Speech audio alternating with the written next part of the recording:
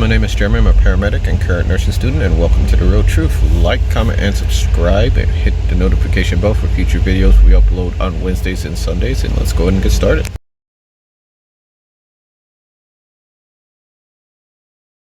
So, last upload was about a month ago.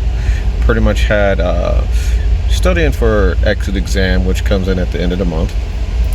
But I'm going to do something a little different today. A very common question that I get is, how come healthcare workers really hate corporations? It's pretty simple. I'll give you a scenario that just happened today. So I responded to a 48-year-old male that was working on a building, and because I work as a paramedic that responds to high-end communities. We're talking yachts, we're talking like Ferraris, we're talking Bentleys, you name it. So this is more or less like a multi-story building that has like I can say like about 50 to 60 floors to it in itself. One of these floors had some construction work doing for renovations, and doing these renovations requires ladders. One of the construction workers happened to be a 48-year-old Hispanic male, most likely Mexican. Not, I'm pretty sure it's Mexican. Not because she didn't look like Puerto Rican, didn't look like Cuban, didn't look Colombian, but you could tell that he was undocumented.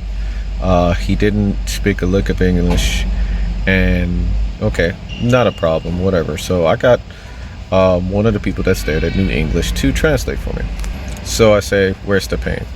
He said, like, and then so he said dolor, which is pain for Spanish, and he told him it was right here. So I asked him, okay, rate the pain on a scale of 1 to 10. 1 being no pain, 10 being the most.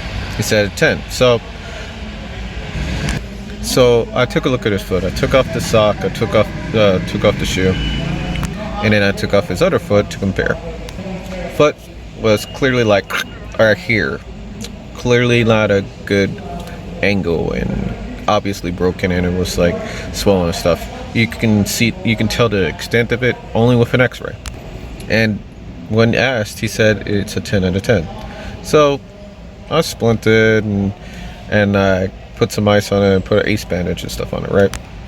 And I start a line, because like en route, in case they want to give him medication and stuff, or at the hospital. Most of the time it's probably going to be the hospital that's going to give him injections, so it can already be taken care of. So the blood pressure, vital signs, whatever, were within normal range. It's just a matter of taking them to the hospital to get it taken care of. So I'm waiting, because where I work as the first responder medic, but I don't transport, so I always stay on the property. So like I'm waiting for fire rescue to get there. Rescue gets so I'm waiting a good amount of time spent. I'm like, wait, normally it doesn't take like 10 or 15 minutes for them to get here. What's going on? So I get on the phone and I call them, and I basically said, hey, yeah, I'm the paramedic, and on the property, what's going on? They said like, oh, well, this call was actually canceled by an employee that works over here. I'm like, what? So at this point, okay, I said like, no, he has a broken foot, he's in pain, send the ambulance. Buddy that originally translated for him, he came up and basically said, oh, do you need anything for me, or the signature? So no. So I was like, no, I don't really need you. As long as he's here, that's fine and stuff, right? So afterwards, the guy comes back and he says like, oh, he's still here, but blah blah blah. I thought he was going to drive himself. I was like, drive himself? What do you mean? Oh, like I thought he didn't want to go and that type of whatnot. I was like, okay, sir, I understand you're part of management, but only he can basically decide over there. So he can just sign something or whatever, and he can just leave and stuff. Or like, no, he has to go to the hospital. So obviously this was the guy that canceled and basically said it wasn't a big deal. I'm guessing they're trying to avoid some type of lawsuit, which is stupid in itself. By you delaying rescue from coming over here, it could potentially open a lawsuit by delaying the treatment. Now, granted, you have to talk to an attorney about that. I'm not an attorney right there, but like, if something happens and they need to go to the hospital, I want them to go there as quick as possible. I'm going to have witnesses, and then I'm going to have people say like, hey, I did everything within my power to avoid getting sued, or at least them winning the lawsuit, you know? So he's like, oh, okay, so you sure he has to go? I was like, yes, the foot is literally broken. So rescue gets over there and then starts talking and stuff, and get Buddy's pissed off in the background. So like once rescue's there, I let him know that like, hey, yeah, he fell from the ladder.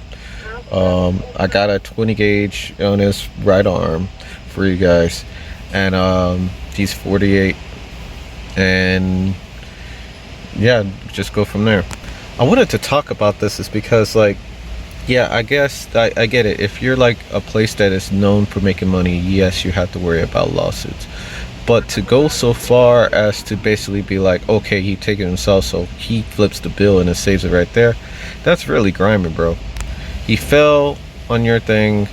He's undocumented. Buddy is just trying to feed his family and get back to it at this point. And because I didn't know Spanish, for all I know, he was saying like, hey, yeah, you say you got to go to the hospital, you're probably going to be fired. That's messed up on a whole nother level. And that's like an area of need, you know what I'm saying? Like, and up to a certain extent, I'm really motivated now to really learn Spanish and also learn Creole so this situation doesn't come up, because like that's the reason why it's always kind of sketchy to have like a medical interpreter that's not trained. Yeah, that's not trained. But it was the only thing I had. I didn't really know Spanish, so I had to work with what I got. So that's the reason why, like, a lot of people, healthcare workers in a sense, don't really like corporations. They'll be quick to throw people under the bus. Like, healthcare is run like a business. So I just had those quick thoughts. Like, even in my time span when I worked at a cardiac center, it had people coming in and out of the clinic, but that's a story for another day. So what are your thoughts on a situation like this, where technically the